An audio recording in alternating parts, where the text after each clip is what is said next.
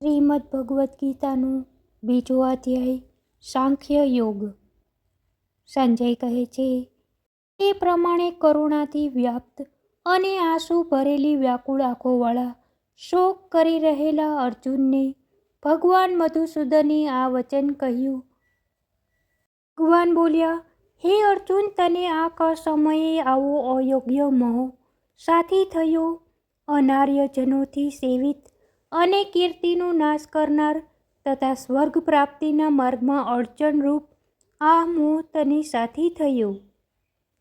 અર્જુન, આમ કાયર ન થા, આ તને યોગ્ય નથી. હે પરંતપ, હૃદયની આ દુર્બળતાને છોડી દઈને યુદ્ધ માટે ઊભો થઈ જા. ત્યારે અર્જુન કહે, હે મધુસૂદન, હું રણભૂમિમાં પૂજનીય પિતામહ ભીષ્મ અને દ્રોણાચાર્ય સાથે બાણોથી કેવી રીતે લડીશ? મારે માટે શું કરવું? મારે આ પૂજનીય ગુરુજનોને ન મારતા ભિક્ષા માંગીને ખાવું સારું છે કે ધનનો પક્ષપાત કરનાર આ ગુરુજનોને મારીને અહીં લોહીથી ખરડાયેલા ભોગો ભોગવવા સારા છે? કૃષ્ણ, આ બંનેમાંથી કયો માર્ગ અમારા માટે સારો છે એ અમે જાણતા નથી, અથવા તેમને જીતીશું કે તેઓ અમને જીતશે તે પણ જાણતા નથી. વળી અમે તો અમારી આગળ આ જે ધૃતરાષ્ટ્રના પુત્રો ઊભેલા છે તેને મારીને જીવવા પણ ઈચ્છતા નથી. આમ મારી કાયરતાના દોષથી મારી બુદ્ધિ મારા કર્તવ્ય ધર્મને સમજી શકતી નથી. તેથી હું તમને પૂછું છું કે મારા માટે જે નિશ્ચિત અને શ્રેયકર માર્ગ હોય તે મને બતાવો. હું શિષ્ય રૂપે આપને શરણે આવ્યો છું. હું સ્વજનોને અને ગુરુજનોને મારીને આ પૃથ્વીનું નિષ્કંટક રાજ્ય પ્રાપ્ત કરું અથવા સ્વર્ગનું રાજ્ય પ્રાપ્ત કરું તો પણ શાંતિ મળે એવું કશું દેખાતું નથી. સંજય કહે, રાજન, પ્રમોદને જીતનારા અર્જુન શ્રી કૃષ્ણને પ્રતિ આ પ્રમાણે કહીને છેવટે યુદ્ધ નહીં કરું એમ કહીને ચૂપ થઈ ગયો. ભરતવંશી અત્યારે બંને સેનાઓની વચ્ચે શોક કરી રહેલા અર્જુનને ભગવાન ઋષિકેશ હસતા હોય તેમ આ વચન બોલ્યા. અર્જુન, તું શોક ન કરવા યોગ્ય આ મનુષ્યનો શોક કરી રહ્યો છે અને પંડિતોના જેવા વચનો બોલે છે, પરંતુ પંડિતો કાંઈ જીવતાઓનું કે મરેલાઓનું શોક કરતા નથી. વળી હું, તું કે આ બધા માણસો પહેલાં ન હતા અને પછી નહીં હોય એવું પણ નથી. શરીરધારી જીવાત્માઓનો દેહમાં જેમ બાળપણ, યુવાની અને ઘડપણ પ્રાપ્ત થાય છે તેમ બીજો દેહ પ્રાપ્ત થાય છે. આથી બુદ્ધિમાન પુરુષ મૂંઝાતો નથી.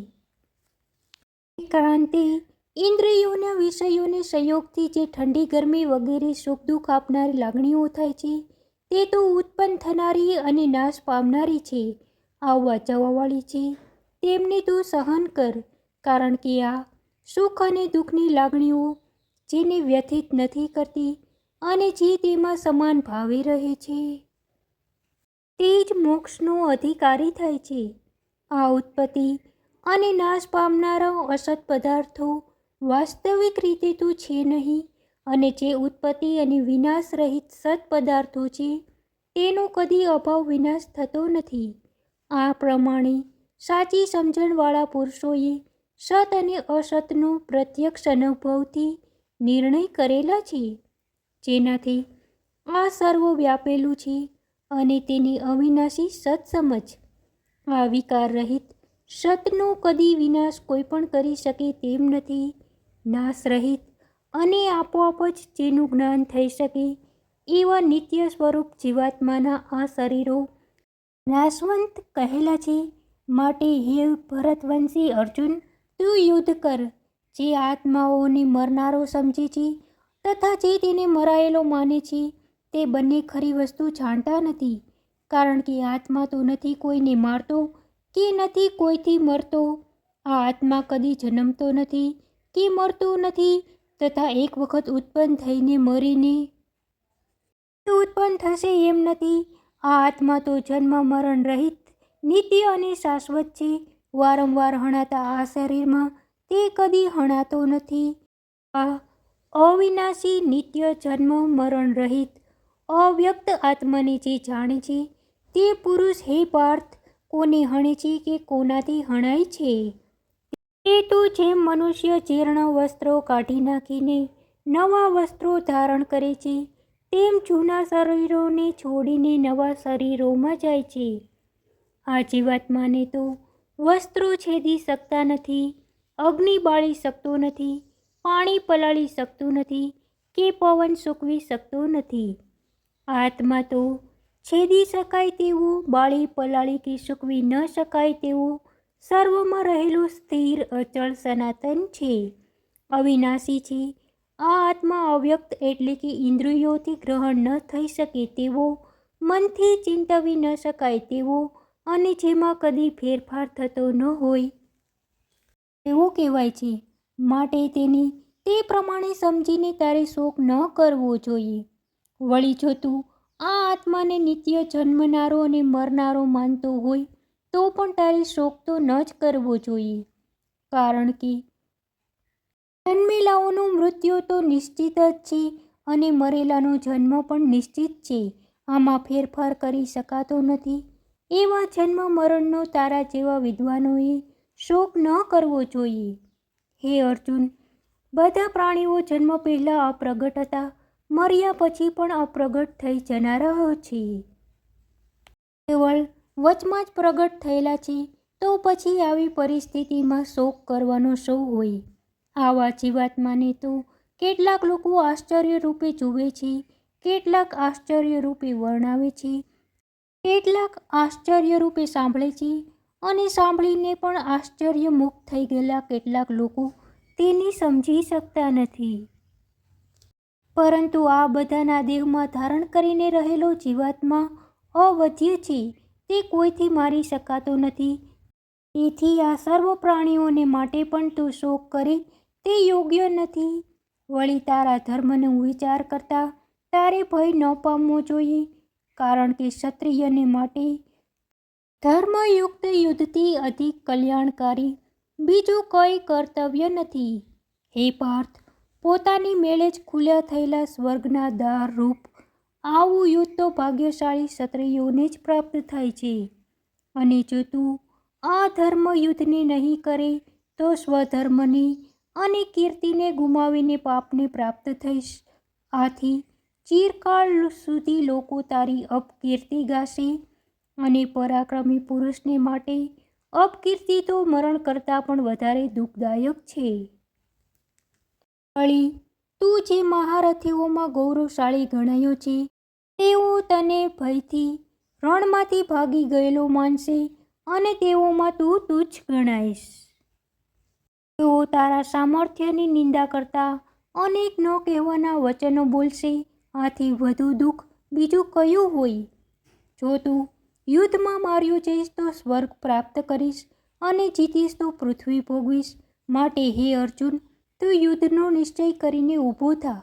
સુખ દુઃખ, લાભ હાનિ, જય પરાજય વગેરેને સમાન માનીને યુદ્ધમાં કર્તવ્ય સમજીને જોડાઈ જા. આમ કરવાથી તું પાપને પ્રાપ્ત નહીં થાય. પાર્થ, આ તો મેં તને વાસ્તવિક જ્ઞાનની સમજણ આપી. હવે કર્તવ્યની સમજણ આપું છું તે તું સાંભળ. આ સમજણને લીધે તું કર્મના બંધનનો ત્યાગ કરી શકીશ. આ કર્મયોગનો કેવળ પ્રારંભ કરાયો હોય તો તેટલો પણ વ્યર્થ જતો નથી. વળી તેમાં ભૂલચૂક થાય તો પણ તેનો દોષ નથી. અને થોડું ઘણું પણ આચરણ કરવામાં આવે તો જન્મ મરણરૂપી મહાન ભયથી તે બચાવી લે છે. અર્જુન, કર્મયોગમાં પ્રવૃત્ત થનારી નિશ્ચયાત્મક બુદ્ધિ એક જ પ્રકારની હોય છે. પરંતુ અસ્થિર વિચારના કામનાવાળા વિવેકહીન મનુષ્યની બુદ્ધિઓ ભિન્ન ભિન્ન પ્રકારની પાર વગરની હોય છે. અર્જુન, જેઓ ભોગોમાં તન્મય થયેલા હોય છે તેમની બુદ્ધિમાં સ્વર્ગના સુખો જ પ્રાપ્ત કરવા યોગ્ય એક પરમ વસ્તુ રૂપે છે અને તેનાથી ઉત્તમ બીજી વસ્તુ છે જ નહીં. આવા અવિવેકી માણસો ભોગ અને ઐશ્વર્યની પ્રાપ્તિ માટે કર્મકાંડની અનેક ક્રિયાઓનું વર્ણન કરનારી જિંદગી પર્યંત મળતા કર્મોના ફળ આપનારી દેખાવ પૂરતી શોભાવાળી વાણી બોલ્યા કરે છે. તેઓની ભોગ અને ઐશ્વર્યની આસક્તિથી હરાઈ ગયેલી બુદ્ધિ આત્મતત્વમાં સ્થિર થઈ શકતી નથી.